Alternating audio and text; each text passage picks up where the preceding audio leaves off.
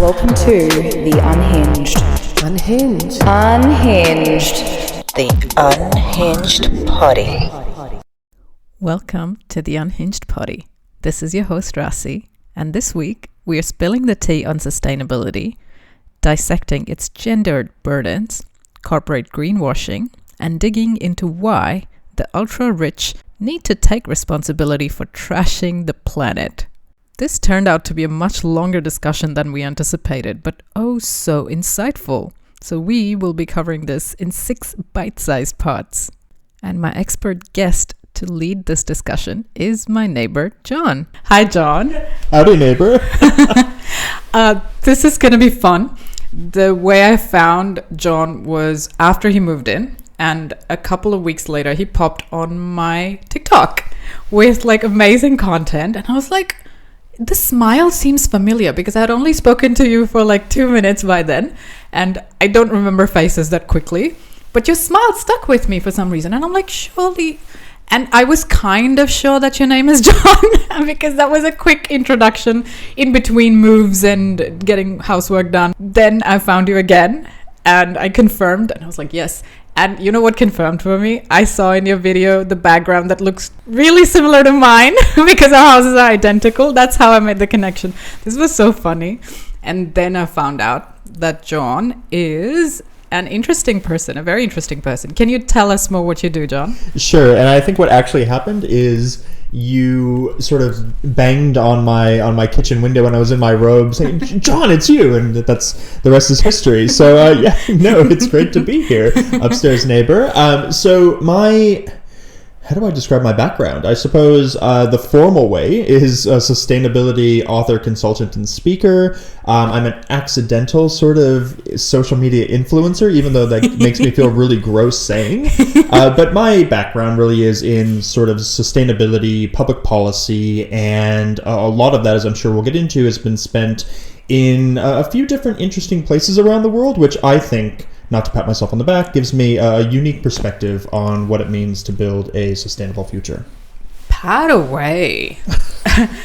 I started the podcast with just women-based perspective. A roundabout knowledge doesn't get shared if I just stick to one topic. Everything is connected. Everything is political. Everything has different impacts on women and men.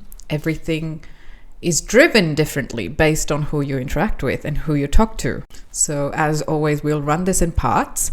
And this time I come with better structure because you are coming out with a book and I wanted to align the conversation with a book. Tell me, first of all, what's your book called? Because I love the name. You're all going to love the name.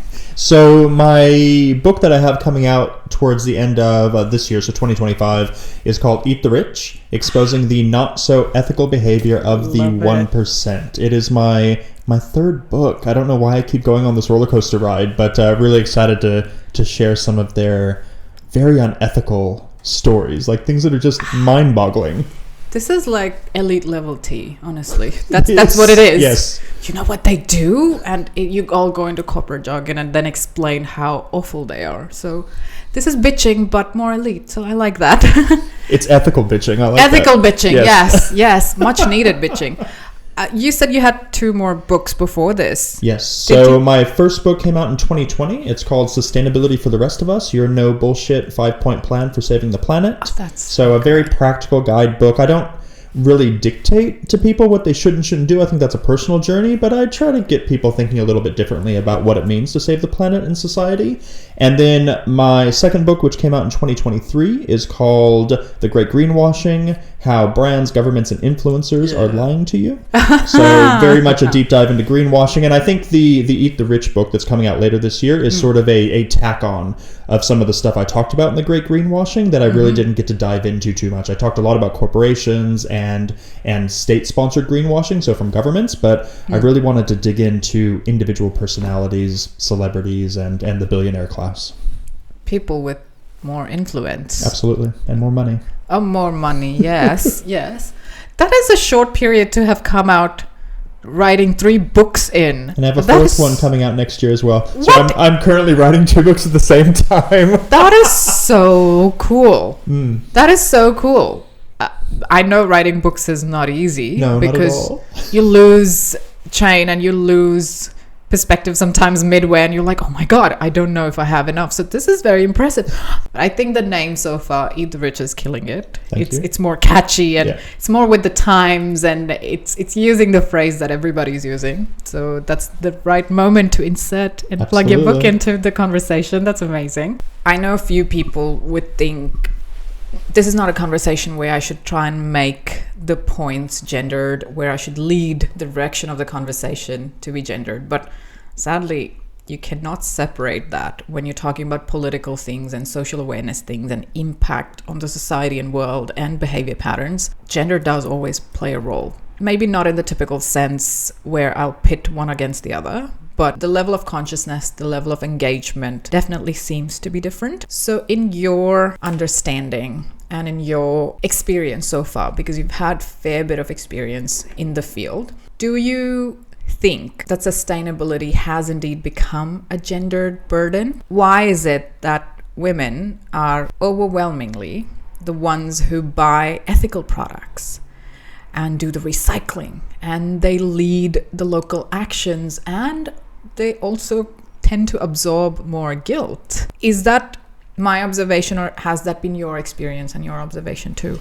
No, it's absolutely right. So it's not an observation, it's an actual reality. And I think before we get into that, I think it's important to take a step back and to talk about what we mean by sustainability. So just to frame things a little bit. So a lot of people hear the word sustainability and they automatically think environmentalism, which is a part of it, yes. But sustainability has become this really broad catch-all term for anything related to saving the planet or saving society.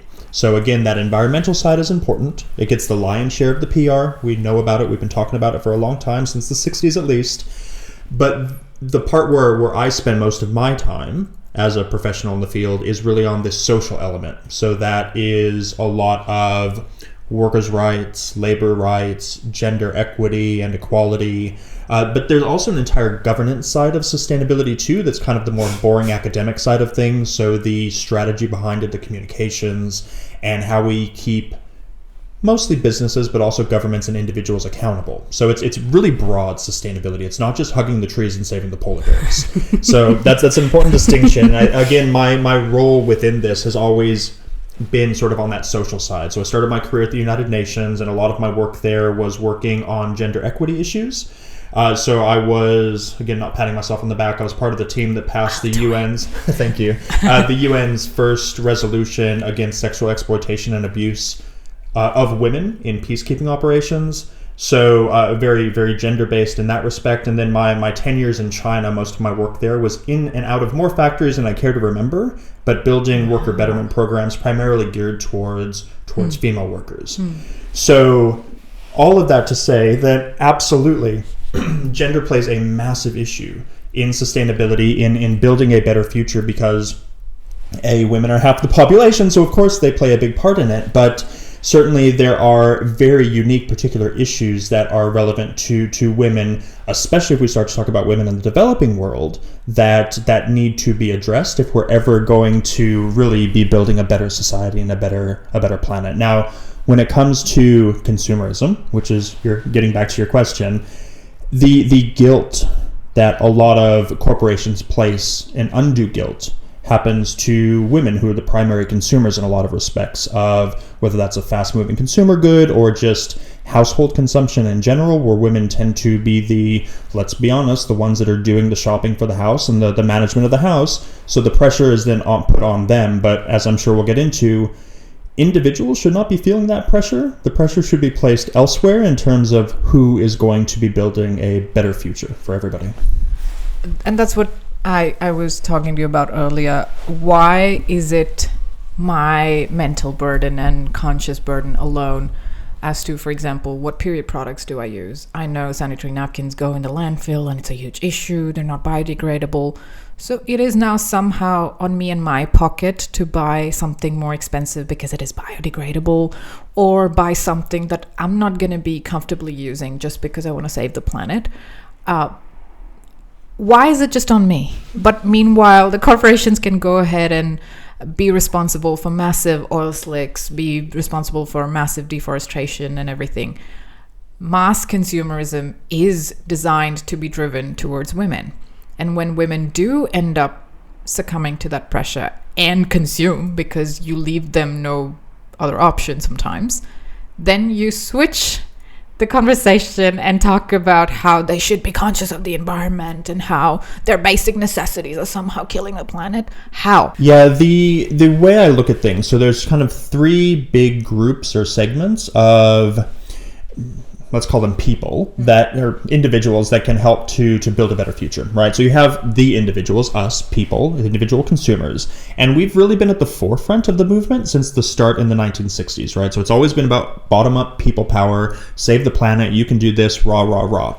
At the other end of the spectrum, you have governments, right? And we know very well that governments have washed their hands of trying to do anything. So they really can't be trusted to do much. I mean, one of the most glaring statistics right now comes from the Climate Action Tracker. So this is a group that monitors which countries are in line with their Paris agreements. If I asked you right now how many of the 194 Paris Agreement countries are in line with their Paris Agreement targets, which are set to expire at the end of this year, how many countries are ready to really meet those targets? Not many from what I last saw. Zero. There you go. And not many are willing to align with it none either. are willing to align with it either. So governments have entirely washed their hands of this whole sustainability thing. They just see it as absolute nonsense. And then the other segment are companies, right? And the reason I work with the private sector, with companies, is because they have access to capital and resources and the willingness, if they're smart, to want to differentiate themselves through becoming a more sustainable business that consumers don't have, individuals don't have access to the amount of capital and resources that it takes to really solve the problems that we're facing. And as we just said, governments don't care. So corporations, the burden should be on them. Why they don't take up that burden is because I think a lot of times we as consumers just let them get away with it. We say, oh, that's just sort of how the system is. And I don't mean to be a cop-out for the capitalist system. I know we talk a lot about overthrowing the system and creating something different, but honestly, that's not my lane. I'm not an economist. I hope there's a brilliant somebody somewhere creating a different system that we'll implement, but for the time being, this is what we have. So we operate within it, and we try to change it from the inside. Call me a sellout if you'd like, but that's sort of the reality of the situation. Now, what do we do with that? With corporations that are so cashed up and so smart with how they position themselves, public relations wise, with consumers through market research, that consumers sort of go, okay, I guess this is just how it is, but it doesn't have to be. So they do place purposely, this is part of the system, the burden on the consumer, so then they don't have to do anything. It's by design, as you said. Absolutely by design. If as a big responsible entity you do a little bit, then it kind of gives the illusion that you're absolved from your responsibility and your stake in driving that change. You did whatever needed to be done. You did at least a little bit. Look at the others. You'll look better by comparison, just like you said with the private sector too, because the government is doing shit all sometimes to actually actively drive this change. They tend to look better, so much better by comparison straight away. You're willing to engage in the conversation, instant points. Because look at what the competitors are doing. Exactly right, but we're well beyond that sort of thing. So I think as consumers particularly, we need to be doing a much better job holding companies to account for things they're doing. Now, let's lay all the cards on the table. There is no such thing as a perfect company. No. So what I'm not advocating for is people trying to pick apart every claim a company makes, because that's not fair. We know companies are bad. We know they do bad things. But when a company is genuine and honest and they say, hey, we have this amazing program that we're doing that is having impact at scale, we want to tell you about it, we should be, giving them applause and, a little bit of a cautious applause, making sure they're genuine about it, but we shouldn't be hiding them and making them go into a corner and not talk about the good things that they're doing, because that then scares other companies that might be doing good things or those that are thinking about it. So as much as it may be counterintuitive to some people, I think we need to be encouraging companies to be really bolder as long as they're genuine with the good things that they're doing, because I've seen firsthand behind the scenes the amazing things that companies can do. They're just scared to talk about it because they're worried that an activist or the media is going to say, hey, but what about this? And the one thing that drives me nuts all over social media is whataboutism, because we can what about till the cows come home. It doesn't solve anything. None of us can do all of it. We can only do whatever is in the best of our capabilities. 100%. And you know what it is equivalent to? And this is kind of intersecting what I have seen. You know how many men get called out when they're nicer to women, when they are kind of feminists and everything. Other men pick them apart, call them simps. You're only working towards female approval and their appreciation. This actually was shared by somebody online, and they were like, it would be nice if men wouldn't want to pick you apart, because sometimes you want to be appreciated by your own friends and brothers too, because every time they're talking sense, if men around them are like, no, you're just doing too much, blah blah, it's gonna dampen their enthusiasm to carry on with things too, because that's how it works. It's the same concept. It's the exact same thing with corporations. We're social animals, right? And businesses are just extensions of being human. So it's what happens. They become risk averse. There was a statistic I saw last week that said something on the order of companies that, it's called green hushing. That's the technical term. It's when companies don't talk about what they're doing.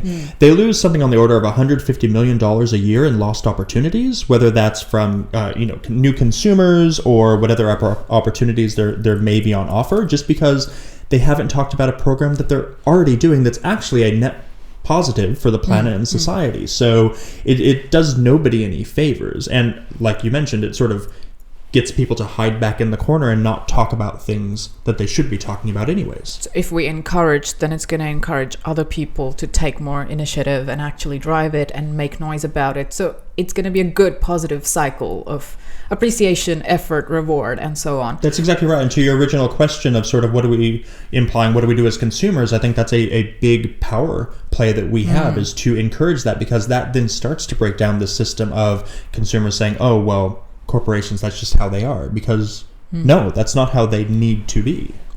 So why are they green hushing though? Isn't there a benefit? Because when you're doing something like this, you get exemptions, you get benefits in other ways. So why would you want to hush? It's the PR side of things. So what's been happening with a lot of companies greenwashing, particularly coming out the other end of the global pandemic, we've seen a massive uptick in greenwashing. Some of it is accidental greenwashing, companies overclaiming something accidentally. That's fine. We can fix accidents. A lot of times it's really nefarious sort of stuff that the big companies, the usual suspects are doing. And because of that, consumers, media, activists have become very wary of any companies making any claims at all. So what's happening is a company will say something they're doing. Again, let's give an example of a positive program that they're doing, but somebody somewhere will eventually sort of pull on a thread on that sweater and find something wrong, and then it becomes a PR nightmare. So rather than a good for the PR and the marketing of the company because they tried to show a positive thing, now they're having to deal with a crisis because somebody found something wrong. My advice to any client I work with, any audience I speak to, is always one of radical transparency. So all your cards on the table. When you do that, nobody can find anything wrong. That's a big ask. It's a big ask, but it's something that companies have done in the past. So if you're going to talk about a good thing, you also need to talk about the other things that are not so great, the barriers you're facing, the problems that you have, because consumers know when something is wrong in your company. They're getting smarter. We have all the access to all the information. So we know as well as a corporate executives do of all the problems that they're facing. So just be honest. Say, hey, we know this is an issue. We're doing X, Y, and Z. Or we know it's an issue and we can't get to it right now. Again, consumers, nobody is expecting a company to be perfect. Just don't lie to us. I think it's as simple as that. Just be honest. Don't twist the narrative. You can talk about, that we're trying to meet X, but Y still happens to be a known issue. We're going to still run with it. It's a little bit of a change. We're working towards trying to find out better means. Even if you aren't, that kind of soothes the whole conversation into you at least being intentional towards it. And it changes the outlook that a lot of people, the majority of people have towards sustainability writ large, is that this is something as easy as flipping a switch. What we do is not flipping a switch. It's highly nuanced. We operate in a landscape of gray all the time. I think the reason a lot of people are so disheartened with the environmental movement or building a better future is because they think we should have done it already. They think it's simple, and it's not. So I think the more companies are honest about all the problems they face, and there are a lot of problems, people will start to say, hey, I guess this isn't as easy as we thought it was. Yeah. And maybe make my life a little easier as a sustainability consultant. Yeah. It is a big ask. You need to be willing to take that backlash sometimes. And we have heard the greenwashing stories where they had a party line that they were advertising against to make a case for themselves, but people found out that this is a misleading term that they're using. This is a misleading label, and literally tore them apart, rightfully, by the way. If anybody's listening and if anybody wants to take tips, be honest and genuinely care about it. Nobody's expecting you to be 100%, but again, lay your cards on the table. That was so perfectly articulated. Thank you. Hopefully it might help somebody to at least start thinking about it. Now, how do you see the emotional labor of sustainability to show up in everyday life? Because this does start with emotional labor. You will not drive efforts towards it till it somehow makes home in your psyche somewhere. It starts to burrow in your consciousness and in your awareness, especially in domestic settings. Do you think men and women are expected to carry that weight differently? Firstly, do you think they do carry it differently, straight up? And are they expected to? Is that the reason why they carry it differently then in that case? It's an interesting question. We were talking earlier before we started recording about, I think you asked me the question of, in your work, John, who do you sort of gravitate more towards, men or women, or who is more receptive to the message? And there's absolutely a gender lens to things. And in sustainability, I would classify us as a caring profession, so much like education and nursing. And the reality of that is, a lot of times when you talk about a caring profession, it's geared towards the feminine, right? So sustainability is very much considered a feminine profession, if there is such a thing. God forbid care is taken as something basic. I know there shouldn't be a gender lens, but this is the world we're working in, right? Yeah. So to your question, it's very much a female focused sort of energy and responsibility, even though it really shouldn't be. But that's sort of where we are with the world of sustainability. I think more important, though, than the gender lens, although obviously the gender lens is very critical, is someone's learned and lived experience and how that plays into things. So somebody that maybe is from a lower socioeconomic background, whether that's from a developing country or just in the country where they live in the developed world, that's going to absolutely, in my mind, this is entirely anecdotal, that's going to give them a much stronger interest in saving the planet and society, because they've been sort of at the, and I hate using this term, but it's a sustainability term, the bottom of the pyramid. Oh, yes. And so anyone that's at the bottom of the pyramid, there's only one way, and that's up. So they're going to try to push themselves up. They understand, even though they may not have the language that we would use as a sustainability professional,